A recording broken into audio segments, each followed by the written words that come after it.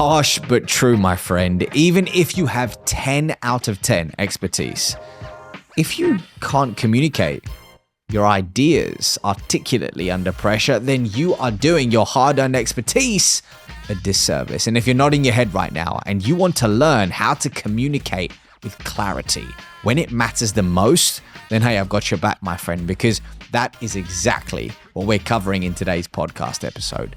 3 simple steps to communicate with bulletproof confidence and influence when it truly matters. So hey, without further wait, let's get into it. Now, where do we begin? We've all heard of fight or flight, right? But what about the third F that literally nobody talks about? And I'm talking about freeze. I'm talking about freeze. Now, interestingly, in a 2022 Harvard Business Review article, the author suggests that when our body enters freeze mode, when it enters protection mode, it produces a beautiful cocktail of stress-related hormones, which do crazy things, such as increase our heart rate, increase our breathing, dilate our pupils, and make us sweat in places that we once hoped we could not sweat. And hey, here's what I'm telling you this, my friend.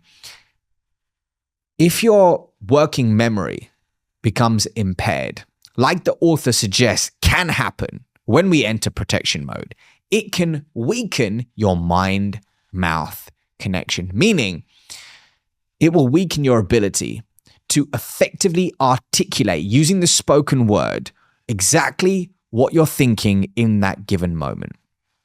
As a result, you may choke, say nothing at all. As a result, you may say too much and spiral off to Pluto and leave the person opposite you disengaging, feeling bored, but more importantly, misunderstood. So what do we do? What do we do when we are asked a difficult question, for example, and all eyes are on us? What do we do when we are asked a thoughtful question under pressure? How do we respond with calmness, with clarity, and with a level of confidence that is inspiring for others around you? Before I get into my 3 steps, the first thing I would invite you to think about is doing nothing at all. Don't do anything. Take a strategic pause. 1, to recalibrate. 2, to strengthen the mind-mouth connection. And 3, to think of true confidence. And here's what I'm talking about. I actually filmed a video a while back of Steve Jobs being asked a thoughtful question when he was delivering a presentation at MIT. And do you know how long he paused for before he even said a word? 17 seconds, my friend. 17 seconds. Now, you don't need to pause for 17 seconds. It could just be 5 seconds.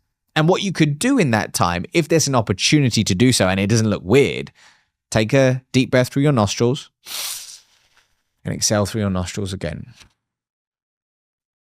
Just to slow everything down.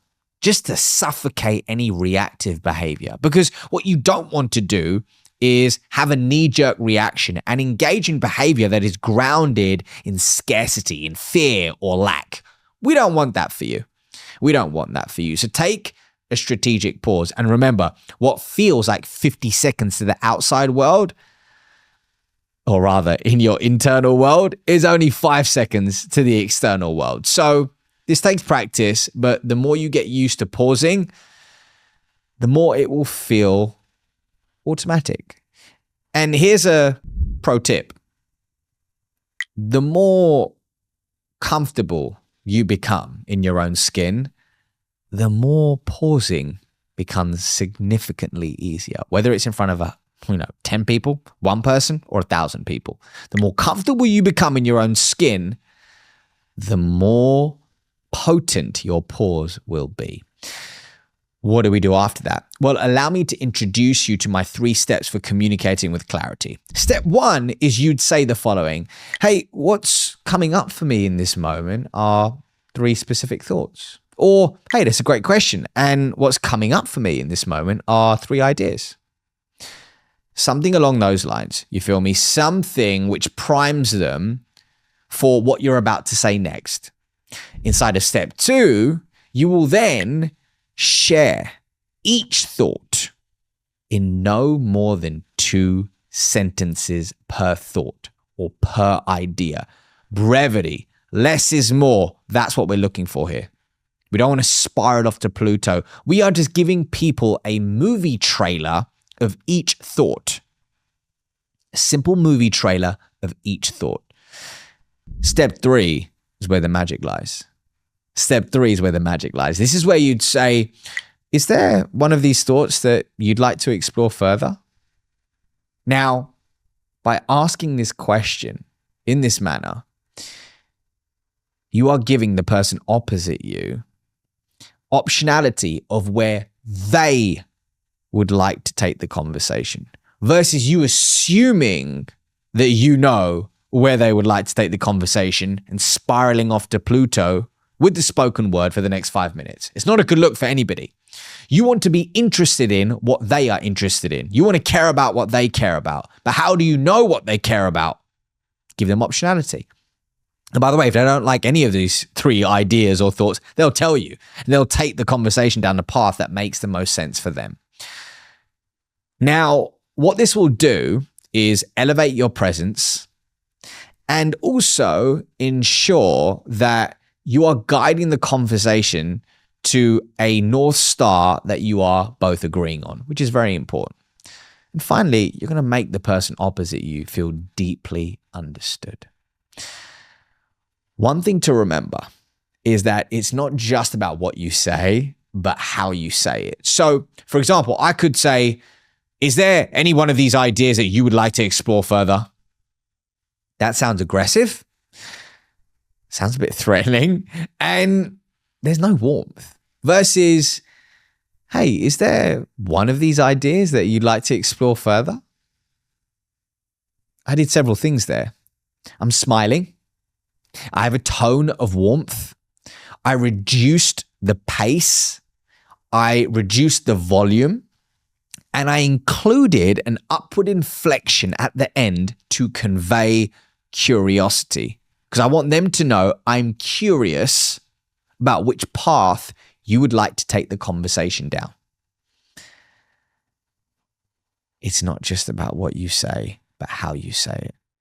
Once again, you can have the best expertise in the world. You can have the best script in the world of what to say. But if you don't say it in a way that stimulates connection, once again, you will do your hard-earned expertise a disservice. Now, what do you do after that? Well, your job is to then do two things.